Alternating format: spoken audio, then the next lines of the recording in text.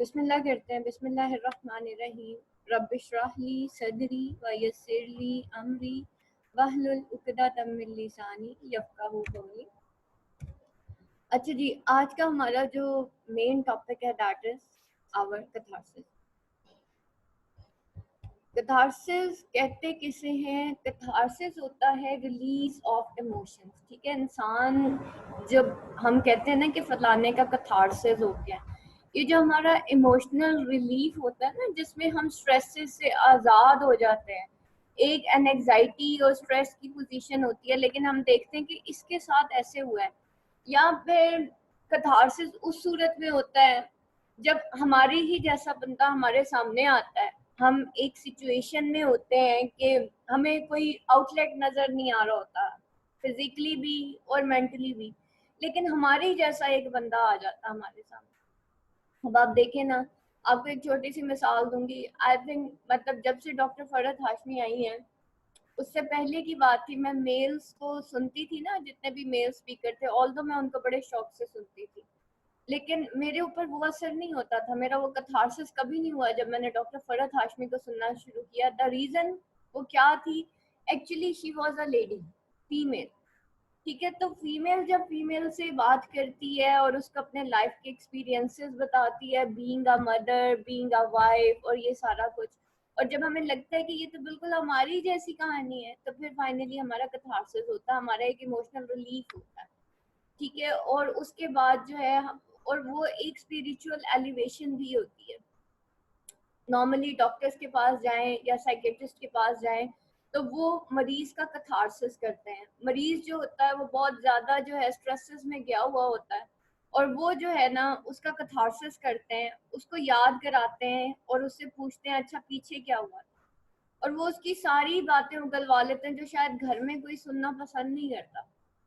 That's why at this time psychiatrist की need जो है वो बहुत ज्यादा हो गई है पूरी होल द वर्ल्ड में। और जो अमेरिका, यूरोप और ये जितने भी वेल डेवलप्ड कंट्रीज हैं वहाँ पे बहुत ज्यादा, क्योंकि वहाँ का जो इंसान है वो एक मशीन की तरह की लाइफ गुजार रहा है, और उनको कैथारसिस का टाइम ही नहीं मिलता एक दूसरे के।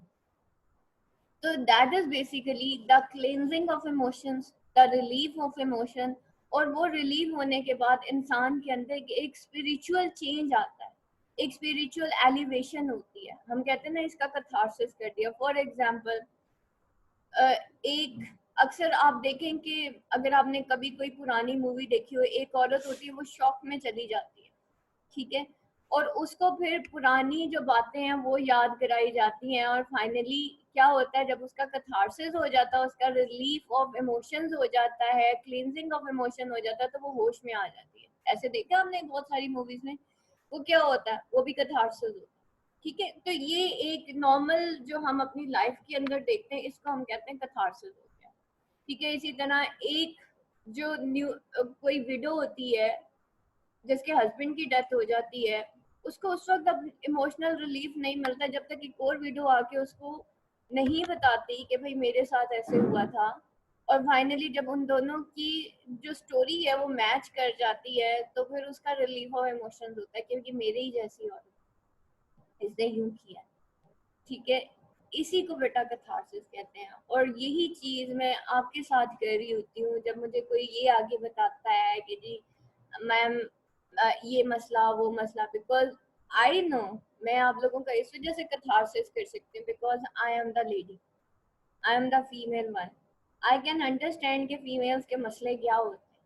तो बीइंग अ मदर भी एक एक्सपीरियंस हो गया, बीइंग अ स्टूडेंट भी एक एक्सपीरियंस हो गया, घर में रह के पढ़ने का भी एक एक्सपीरियंस हो गया। तो जब आपको ये पता चलता है कि जी मैम आसमा जो है वो इस तरह के मसले मसाइल से गुजर के और उन्होंने स्टडी किया और स्टडी को कंटिन्यू किया एंड शी इज मतलब वो अपनी जो फील्ड है उसमें बहुत आगे जा रहे हैं, तो क्या होता है आपको भी एक इमोशनल रिलीफ मिलता है, नहीं हमें भी करना है, मिलती है मोटिवेशन। तो दैट इज द थिंग। जब कभी मैं आपको कोई मोटिवेशनल लेक्चर दे रही होती हूँ, उसमें मैं आपको कोई एक आध स्टोरी सुनाती हूँ जो मेरी लाइफ के एक्सपीरियंस से रिलेटेड होती है। उससे क्या होता है, मुझे उसके बाद इनबॉक्स आ रहे होते हैं, मैम वो जो आज आपने लेक्चर दिया था ना उससे हम चल पड़े। वो क्या होता है, वो एक इमोशनल रिलीफ होता है, आप सारों का कैथारसिस हो जाता है, और उसके बाद आप सारे एक वापस अपनी रूटीन पे आ जाते हैं कि नहीं हमें पढ़ना है, ऐसे ही होता है। तो ये क्या होता है, कैथारसिस अच्छा होता है और एक दूसरे का कैथारसिस करते रहना चाहिए, ठीक है। ये वो थियरी है जो अरिस्टोटल ने अपनी पोएटिक्स में बताई थी। अब देखते हैं कि कैथारसिस होता क्या। ये आज फिर सारे स्टूडेंट्स एब्सेंट हो गए। Catharsis is the element of tragedy, ठीक है, ये एलिमेंट ऑफ ट्रेजेडी है। Catharsis is a Greek word meaning cleansing. In literature it is used for the cleansing of emotions, ठीक है। ये क्लेंजिंग किस लिए यूज होता है, for the cleansing of emotions of character. It can also be any other radical change that lead to emotional rejuvenation of a person. और ये जो है एक, it can also be any other radical change, ठीक है, कोई भी दूसरा रेडिकल चेंज भी हो सकता है। कोई भी इंसान के अंदर एक चेंज आता है, आपकी लाइफ थोड़ी बहुत चेंज हो जाती है, कुछ ऐसा लाइफ के अंदर कोई ब्रेक आता है, आपको उठा के खड़ा कर देता है, हालांकि वो बड़ा ही ट्रेजिक होता है, लेकिन आपको उठा के खड़ा कर देता है। जैसे हम कहते हैं ना, इस्लाम जिंदा होता है हर करबला के बाद, यानी कि इंसान की जिंदगी में कोई करबला होती है तो उसका दीन भी जाग पड़ता है। वो क्या होता है, वो कैथारसिस होता है, ठीक है। अल्लाह ताला झटके देता है इंसान को, बार बार देता है। कोई उससे समझ जाता है, कोई नहीं भी समझता, कोई और ढीठ हो जाता है। अल्लाह ताला हमें हिदायत के रास्ते पे चले, वो क्या होता है, वो यही होता है। It can also be any other radical change, ठीक है। कोई रेडिकल चेंज आपके अंदर हो सकता है जो कि आपकी emotional rejuvenation of a person, एक इंसान की इमोशनल रेजुविनेशन हो जाए, वो टोटली चेंज हो जाए। हो सकता है वो एक स्पिरिचुअल लाइफ गुजारना शुरू कर दे। तो क्या होता है, कोई कैथारसिस होता है, ठीक है। हमारा कैथारसिस होता है तो हम एक हैप्पी और आउट ऑफ स्ट्रेस लाइफ जो है, स्ट्रेस फ्री लाइफ जो है वो गुजारना शुरू कर देते हैं। यहाँ पे देखें कैथारसिस का असल डेफिनेशन क्या है। Catharsis is the process of getting rid of your worries, of cleansing your emotional baggage. Meditation must most definitely helps in the process. ये जनाब, ये खातून है, वो मेडिटेशन कर रही है। हमारी मेडिटेशन क्या है, नमाज में हम मेडिटेट करते हैं। व्हाट इज, मतलब हम क्यों अल्लाह ताला को सजदा करते हैं और सारी दुनिया को भूल के अल्लाह ताला के सामने हाजिर होते हैं, उसकी रीजन यही प्रोसेस है, ठीक है। Meditation is very important for the daily life, फिर चाहे आप वॉक में करें या जैसे मर्जी करें। और उस प्रोसेस में क्या होता है, that is the catharsis, the process of getting rid of your worries, ठीक है। आप अपनी वरीज को से दूर हो जाते हैं, of cleansing your emotional baggage. आपने अपना इमोशनल बैगेज जो डेली बेसिस पे भरता है, सब ऐसी बात नहीं है कि हमारा इमोशनल बैगेज डेली बेसिस पे नहीं बढ़ता। हर इंसान की जिंदगी के इर्द गिर्द हमारे बहुत सारे लोग रह रहे होते हैं, उनके बोलने का, उठने का, बैठने का हमारे ऊपर असर होता है। और अगर वो कैथारसिस हम नहीं कर रहे तो फिर क्या होता है, फिर हम एक दिन फट पड़ते हैं, होता है, तो इसी वजह से फटते हैं। फिर meditation most definitely helps in the process, और मेडिटेशन इस प्रोसेस में हमें बहुत ज्यादा हेल्प करती है इस इमोशनल। देखिए, जिंदगी में आगे कुछ चलना है ना तो आपको भूलना पड़ेगा। जिन लोगों को भूलने की आदत होती है ना, वो तो आगे चल जाते हैं, जिनको नहीं होती वो नहीं पड़। और ये भूलना भी, क्लेंजिंग ऑफ इमोशंस भी जो है, गेट रेड ऑफ वरीज भी कैथारसिस ही कहलाता है, ठीक है।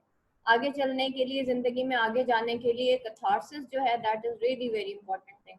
Catharsis is an emotional discharge through which one can achieve a state of moral or spiritual renewal or achieve a state of liberation from an anxiety and stress.